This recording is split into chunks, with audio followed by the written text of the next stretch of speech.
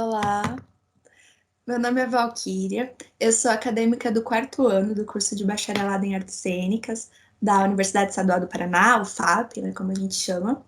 E eu estou aqui para apresentar meu trabalho, a imersão como processo e como espetáculo em Recha de Histórias ou na solidão de uma casa imensa. Eu vou compartilhar a tela aqui com vocês porque eu acho legal a gente conseguir visualizar um pouquinho, né? Então vamos lá. O trabalho é escrito por mim, com orientação do professor mestre Cristóvão de Oliveira Carrara, né? Então, o presente trabalho busca debater a ideia de imersão em espetáculos teatrais, tanto na experiência do público como na experiência dos artistas criadores. Para isso, faremos a análise do processo construtivo do espetáculo Recha de Histórias, ou Na Solidão de uma Casa Imensa, realizado pelo Núcleo de Intermitências Teatrais e inspirado no livro Viver para Contar, de Gabriel Garcia Marques. O trabalho tratará do processo artístico do grupo, utilizando-se do pensamento sobre redes de criação de Cecília Almeida Salles, e para desenvolver a ideia de imersão no espetáculo teatral, se utilizará principalmente do conceito de arte relacional de Nicolas Bourriot em estética relacional, das relações entre a obra e o público, descritas por Flávio Desgranges, do conceito de experiência de John Dewey e do conceito de singularidade estudado por Cristóvão de Oliveira, que, a nosso ver, perpassa qualquer teoria relacionada à experiência.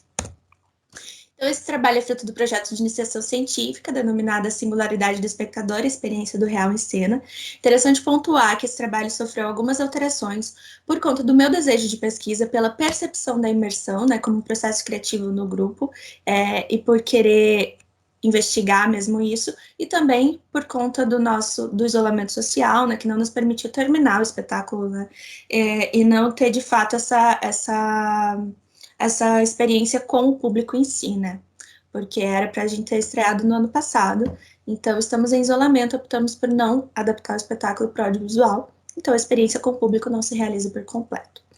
Importante pontuar, vocês já percebem na minha fala que eu sou pesquisadora, né, bolsista da iniciação científica, mas eu também sou criadora no Núcleo de Intermitências Teatrais, estou lá como atriz e como dramaturga neste processo criativo. Então é interessante, eu começo aqui a falar dos criadores, né, do Núcleo de Intermitências Teatrais, que são os criadores desse espetáculo, porque existe uma singularidade no grupo, que é o meu tema de pesquisa, e que eu acho interessante a gente olhar por esse ângulo. Então, o Núcleo de Intermitências Teatrais, ele surgiu também na Unespar, é um grupo de teatro que veio de um projeto de extensão denominado Da Literatura para a Cena, né, que tratava, então, da recriação, né, de obras literárias para a cena. E por ser um grupo de extensão, é um grupo de teatro bastante singular, né? Foi sempre um grupo bastante numeroso, com pessoas tanto da comunidade acadêmica quanto de fora, artistas de fora, de diversas formações que estiveram em outros lugares, todos artistas, sim, mas de diversos lugares e formações diferentes, experiências diferentes, né? Então, para além disso, né, um grupo de extensão, um grupo que se encontra aos sábados, né, que não tem, né, de um trabalho amador, etc, etc, né. Então, para além disso, para além desse grupo numeroso, de 10 a 20 membros, o grupo ele existe desde 2016, então já passou por diversos números aí, né.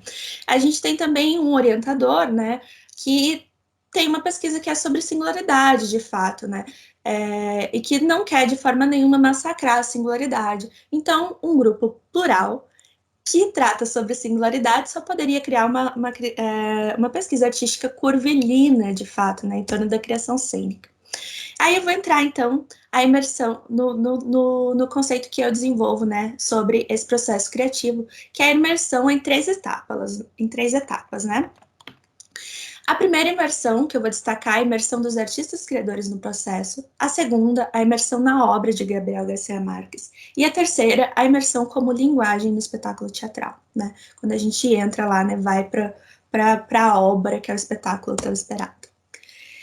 Então, a imersão dos artistas criadores no processo, eu começo lá citando que é um processo totalmente colaborativo desde a dramaturgia, Todo mundo leu a âncora do espetáculo, que é o livro Viver para Contar, e todo mundo começou a discutir e participar desse processo, que é como transformar essa narrativa em cena, né? Então, a dramaturgia é uma dramaturgia colaborativa, que tem mãos do grupo todo, que uma parte tem mão de todo mundo, outra parte tem mão de um só, outra parte tem alguém convidado, né? Então, esse processo colaborativo já exige uma imersão, né, de quem está ali criando. Eu trago aqui também uma questão sobre a singularidade, né? Que o que é a singularidade? Muito difícil de se definir, né? A singularidade ela acontece nas mais distintas experiências subjetivas, de acordo com as mais improváveis relações. Então, a singularidade ela se dá sempre na experiência subjetiva e na relação, né? Ela é algo que não se reproduz porque é intrínseca ao acontecimento. Então, a singularidade não tem só a ver com o sujeito, mas ela tem a ver com o acontecimento, né? Com o fato em si. Então, ela nunca se repete. Essa é uma citação do professor Cristóvão, que eu trago para falar de como esses indivíduos, então, né, como essas singularidades são pensadas dentro desse processo. E a potencialização dessas singularidades, ela gera um processo dinâmico, porque todo mundo está ali construindo, né? Então, eu vou trazer uma citação da Cecília Almeida Salles para pensar um pouco sobre isso, né? Sobre esse construir em grupo e respeitando as singularidades sem apagá-las, sem ter uma forma de massificar isso. Então, a citação que eu trago é: o movimento dialético entre rumo e incerteza gera trabalho, que se caracteriza como uma busca de algo que está por ser descoberto, uma aventura em direção ao quase desconhecido. Ao mesmo tempo, o desenvolvimento do processo vai levando a determinadas tomadas de decisão que propiciam a formação de linhas de força. Essas passam a sustentar as obras em construção e balizam, de algum modo, as avaliações do artista, ou dos artistas, né? Então, nesse caso, a gente trata de singularidade sem criar uma salada mista, uma confusão absurda, porque existe algo que é a organicidade da obra, né, que vai se construindo, e ela é bastante, nesse caso, né, ela é bastante curvilínea, assim, porque a gente opta por isso, mas nem por isso ela deixa de ser orgânica, né, e nem por isso ela fica uma bagunça sem lógica alguma. Existe uma poética muito clara que a gente constrói, né. Então, por segundo, a imersão na obra do Gabriel Garcia Marques, né, do nosso autor colombiano. A própria âncora do espetáculo, que é o livro Viver para Contar, já sugere essa imersão, né, porque ela é a autobiografia do autor, então ela traz em si sugestões de todas as outras obras dele, né, e quando a gente percebe isso, ela por si, ela gera, né, essa imersão e dá vontade de ir atrás, enfim.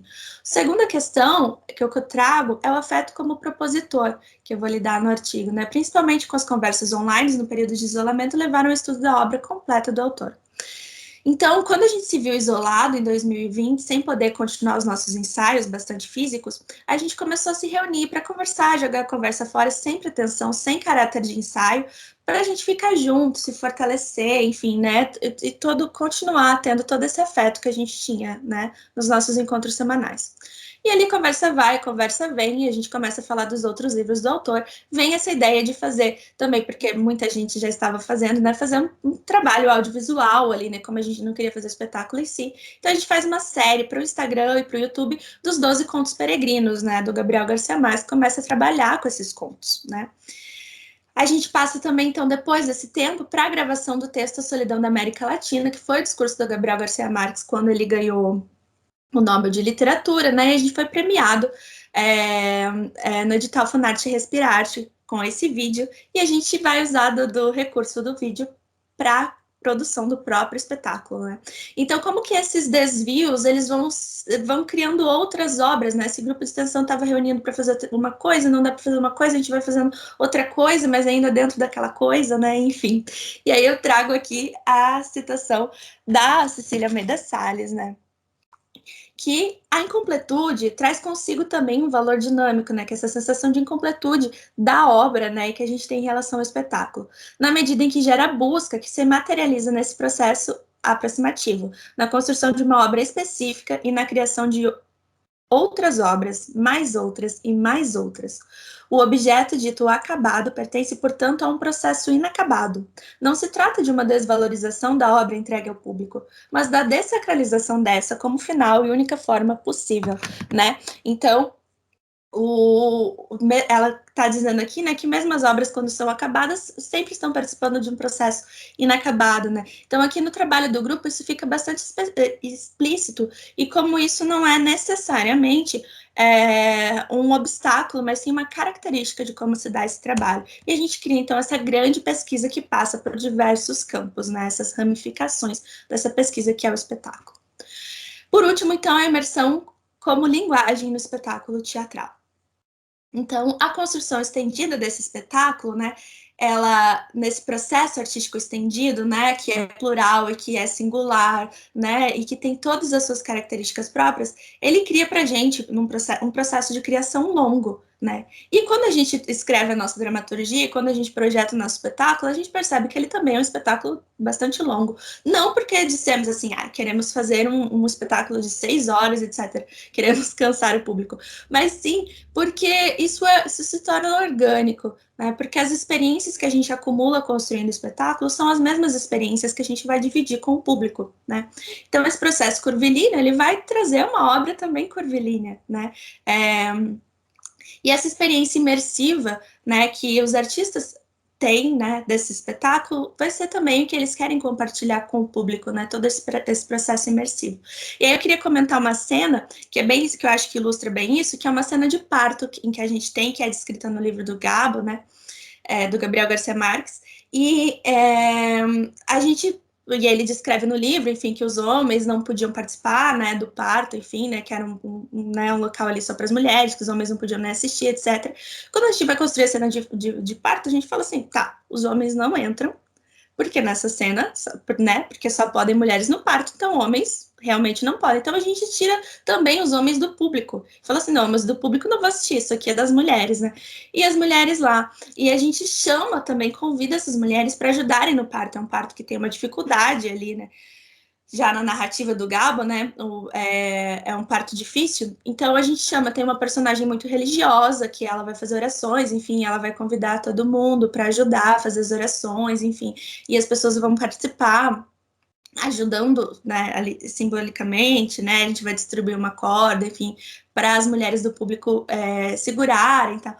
Então, imersivo, né, essas pessoas, elas estão nesse parto, né, elas fazem parte daquilo ali que acontece. Então, como que a gente constrói, né? Dessa imersão do processo, a gente vai para a imersão do público, né? Dentro do espetáculo. Então, esse processo exige um tipo de atuação, que eu também vou comentar, né? Que está sempre no entre, né? Essa relação com o público, essa relação imersiva, né? Ela exige um entre, né? A atuação que a gente precisa construir, então, ela está entre a narrativa e o drama, porque vão ter partes narrativas dentro das cenas, né? Ela está entre a personagem e o ator, porque como a gente trata de autobiografia, a gente trata de memórias de infância, a gente vai trazer também as autobiografias, as ficções dos atores para a cena, né? As suas memórias, enfim. E entre o público e o universo ficcional, porque o ator tem que estar ali naquele jogo, né? Entre convidar o público. E aí, né, uma citação aqui do Dewey, né, que vai falar sobre experiência, como ele cita, então, que a experiência acontece na interação entre eu e o mundo, né? A conclusão é de que a gente está buscando com esse espetáculo imersivo, né? E aí eu vou trazer também para conversar com o professor De Grande, né? Que vai falar que o artista é o último criador, né? Ele é perdão, que o público é o último criador sempre, né? Ele é o último, né? A obra final é sempre do público, né? Nesse sentido. Então, a gente está ampliando as possibilidades dessa obra final com o espetáculo imersivo, certo? Porque se a experiência ela acontece entre eu e o mundo, e eu coloco ali não mais o público para ter uma experiência visual ou auditiva com esse espetáculo, mas para ter o tato, para se movimentar, né? Para ter o olfato, a gente vai servir café, todo mundo vai comer café, vai tomar café e comer, etc, né? Então, eu estou ampliando as possibilidades de experiência. Esse público ele vai elaborar não só a partir do visual e do auditivo, mas a partir do paladar que ele tem, a partir do olfato que ele vai ter, né? Então, esse espetáculo imersivo, ele vai ampliar a possibilidade de criação do público.